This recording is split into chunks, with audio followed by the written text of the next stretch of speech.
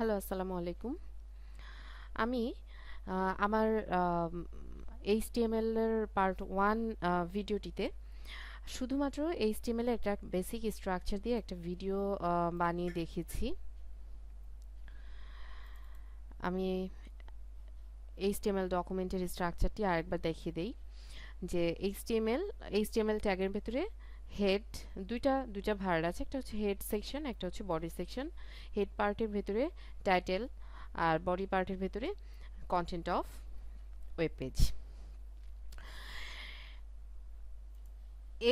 এই ভিডিওটি তৈরি করার পরে আমার বেশ কিছু স্টুডেন্ট আমাকে একটা প্রশ্ন করেছে যে HTML এর ট্যাগগুলি খুব ভালোভাবে স্টাডি করার জন্য বা এমন কোনো সাজেশন আছে কি যে HTML এর ট্যাগগুলি পড়লে 100% কভার হয়ে যাবে।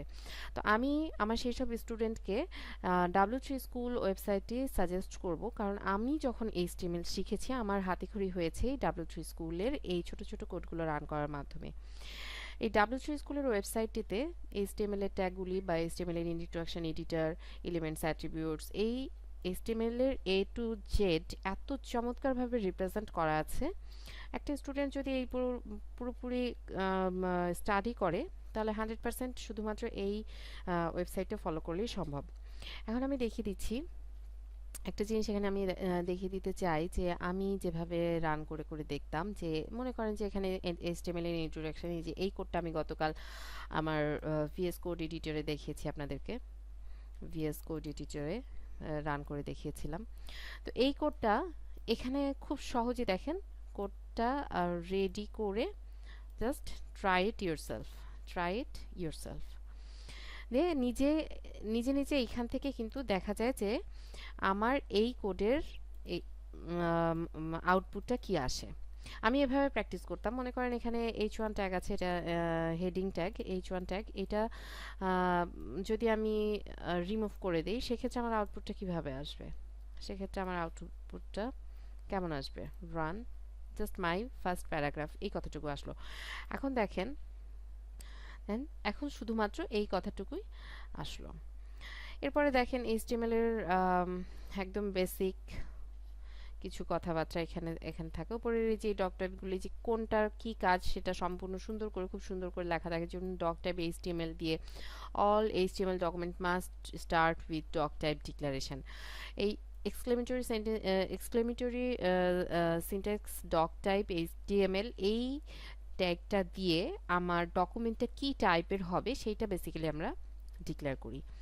এখন দেখেন HTML এলিমেন্টস এর মধ্যে প্রত্যেকটা জায়গায় কিন্তু আমাদের একটা ছোট্ট করে কোড দেয়া আছে। কোডটা আমরা নিজেদের মতো করে রান করে দেখতে পারি এবং এটার আউটপুটও দেখা যায়।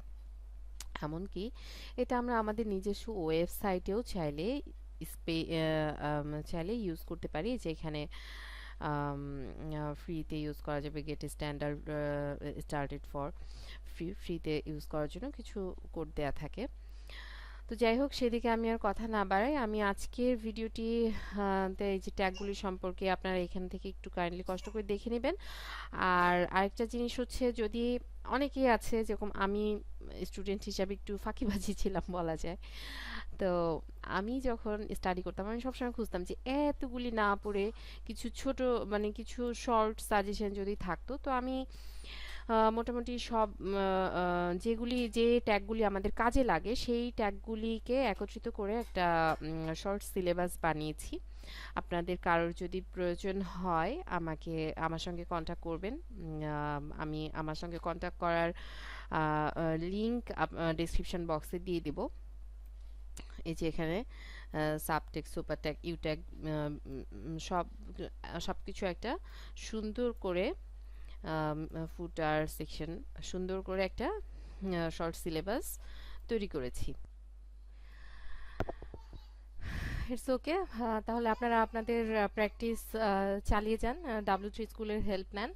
এছাড়া আমার সঙ্গেও যোগাযোগ করতে পারেন, আমি লিংক আমার ডেসক্রিপশন বক্সে দিয়ে দিয়েছি। ধন্যবাদ সবাইকে।